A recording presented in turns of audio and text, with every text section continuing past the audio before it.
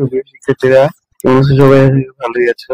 তোমাদের ষান্মাসিক সমষ্টি মূল্যায়নের রুটিন পরিবর্তন করা হয়েছে। মূলত পরীক্ষা শুরু হওয়ার কথা ছিল 7 তারিখ থেকে, কিন্তু সেটা সংশোধনী এসেছে। পরীক্ষাটি 6 তারিখ থেকে শুরু হবে। তো তোমাদের বিষয়ে ধারাবাহিকগুলো ঠিকই থাকবে, কিন্তু তারিখগুলো পরিবর্তন হয়ে যাবে। তো ষষ্ঠ শ্রেণীতে তোমাদের যে মূল্যায়নটা আছে, রুটিনটা যে আছে সেখানে 6 তারিখে হবে শনিবার বাংলা পরীক্ষা।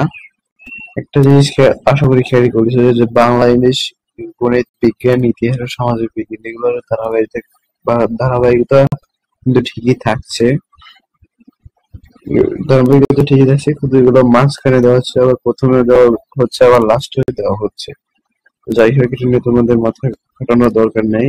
8 তারিখে হচ্ছে ইংরেজি পরীক্ষা, 10 তারিখে বুধবারে হচ্ছে গণিত পরীক্ষা, 13 তারিখে হচ্ছে শনিবার বিজ্ঞান পরীক্ষা, 15 তারিখে ইতিহাস সামাজিক বিজ্ঞান মূল্যায়ন, 20 তারিখে হবে ডিজিটাল প্রযুক্তি মূল্যায়ন, 22 তারিখে হবে জীবন জীবিকা মূল্যায়ন, 24 তারিখে বুধবার হবে স্বাস্থ্য সুরক্ষা মূল্যায়ন, 27 তারিখে হবে ধর্ম শিক্ষা মূল্যায়ন। তুমি যদি ইসলাম ধর্মে হয়ে থাকো তাহলে তোমাকে ইসলাম ধর্মের মূল্যায়ন করা হবে, এবং তুমি যদি হিন্দু ধর্ম হয়ে থাকো তাহলে তোমাকে হিন্দু ধর্মের মূল্যায়ন করা হবে।